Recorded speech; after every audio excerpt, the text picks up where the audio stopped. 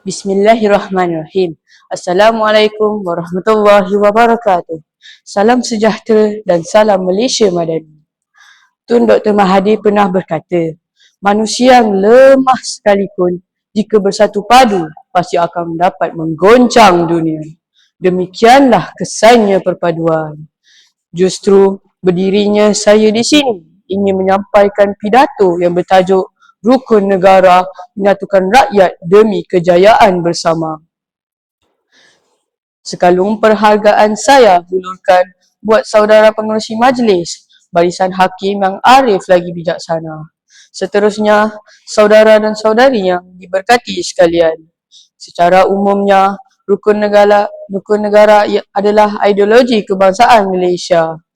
Rukun negara telah dibentuk pada 31 Ogos 1970 oleh Majlis Gerakan Negara, iaitu setahun selepas berlakunya tragedi 13 Mei 1969 yang menghancurkan perpaduan dan ketenteraman negara. Di bawah rukun negara, rakyat Malaysia berikrar untuk mencapai perpaduan dan kejayaan berdasarkan prinsip-prinsip yang berikut: kepercayaan kepada Tuhan, kesetiaan kepada raja dan negara, keluhuran perlembagaan, kedaulatan undang-undang serta kesopanan dan kesusilaan. Oleh itu, mauduk pidato saya pada hari ini menuntut kita memahami dan menghayati rukun negara yang menyatukan semua demi kejayaan rakyat Malaysia.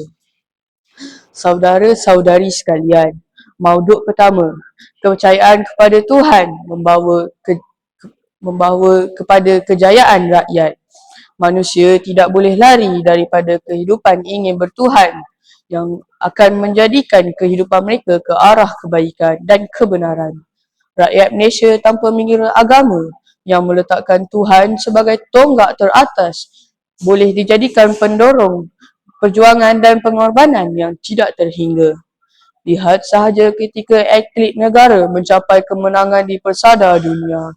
Tanpa mengira agama apapun, perkara yang pertama diucapkan sudah tentulah penghargaan dan kesyukuran kepada Tuhan. Selain itu, kepercayaan kepada Tuhan juga boleh dijadikan pendorong mencipta kejayaan yang luar biasa. Saudara-saudari yang budiman, mauduk kedua, rukun negara menyatukan rakyat melalui perlembagaan. Perpaduan yang utuh amat bergantung kepada persefahaman dalam kehidupan seharian. Namun begitu, negara kita yang berbilang kaum menyebabkan wujud perbezaan dari segi bahasa, nilai dan kepentingan.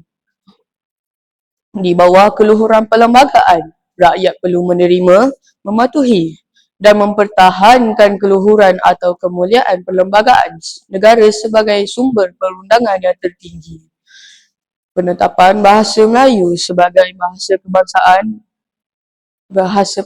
dalam perlembagaan telah berjaya menyatu padukan semua kaum di Malaysia dengan menggalakkan semua urusan dalam bahasa Melayu, baik di pejabat atau mahupun jual beli di pasar. Kesannya, keutuhan berinteraksi dalam bahasa yang sama dapat mengelakkan prasangka antara satu sama lain dan seterusnya mewujudkan perpaduan dalam kehidupan bermasyarakat. Jelas, bahasa kebangsaan berjaya menyatukan rakyat Malaysia.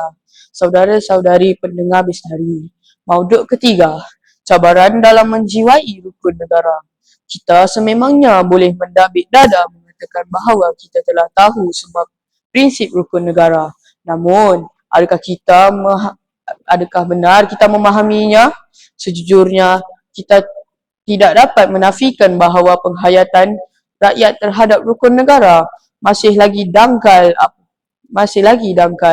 apatah lagi untuk mengutamakannya. Contohnya, masih lagi terdapat segelintir masyarakat yang tidak menjaga nama baik negara sehingga memburukkan institusi beraja. Dan ada juga yang enggan menggunakan bahasa Melayu dalam urusan rasmi kerana menganggapnya bahasa kampungan.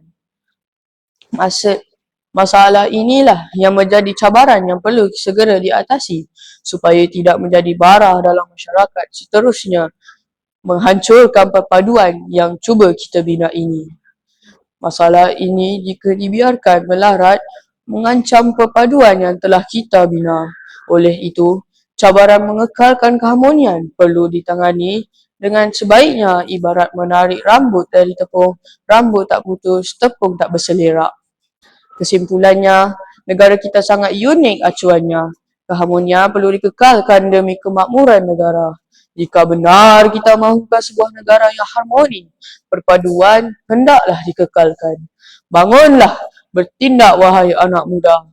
Hendak seribu daya, tak hendak seribu dalih. Agar perpaduan yang utuh terus menjadi nadi penggerak dalam mengekalkan keharmonian bangsa yang erat. Kerana saya yakin dan percaya rukun negara menyatukan rakyat demi kejayaan bersama. Sekian, terima kasih.